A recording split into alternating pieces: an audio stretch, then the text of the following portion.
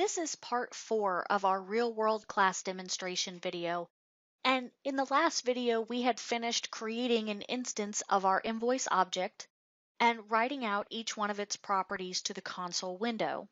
Next, we're going to look at how to invoke the getInvoiceAmount method that is part of our invoice class and print that information to the console as well. So just like previously, we'll start with a console write-line statement. This is going to be the invoice total. Using the currency formatting, since we want this value to have the $ and the 2 decimal places. Just like with our public properties, we use our object name from our object creation statement, dot, and then we call the getInvoiceAmount method. Don't forget to use the parentheses at the end since it is a method, even though we don't have any arguments to go inside of there. So at this point, we can run our program and look at our output. So we can see that this is the original invoice information, and we can see each one of the properties that I had passed in using the object creation statement and the constructor are all being set correctly by the public properties. So we can see part number, description, quantity, price, and we can check the math for the getInvoiceAmount method.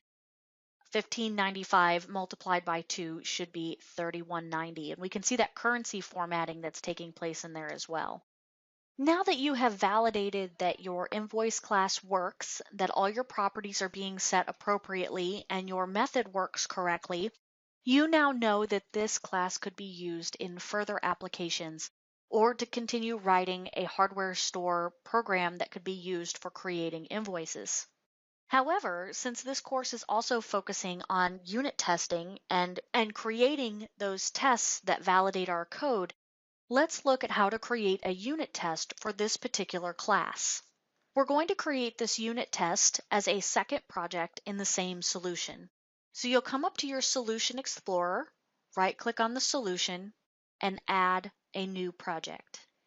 In the Add New Project window, you'll come down to Test, and choose Unit Test Project. You can now give it a name. I'm going to name it, let's name it Invoice Test. You'll see this second project created over here in your solution, and the unit test code will open automatically in a new tab. The next step is to add a reference in our Solution Explorer under our invoice test to the project hardware store example. So make sure you're in the invoice test project and right-click References and Add Reference. Under Solution and Projects, you should see your hardware store example, and you can check that box and click OK. This will add the reference to our hardware store example.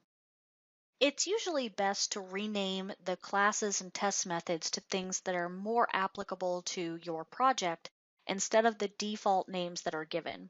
So in this case, I'm going to rename the class from unit test to invoice tests.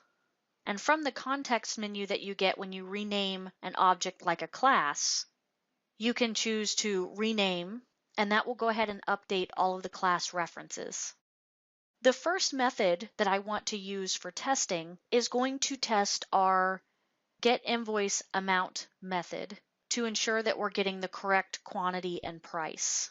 So I'm going to rename this method to test getInvoiceAmount. For each method or for each test that you want to run, there has to be a test method inside of the test class. So in this case, we're only going to run one test. In the next video, I'll show you how to set up the test code that will work and test our invoice class.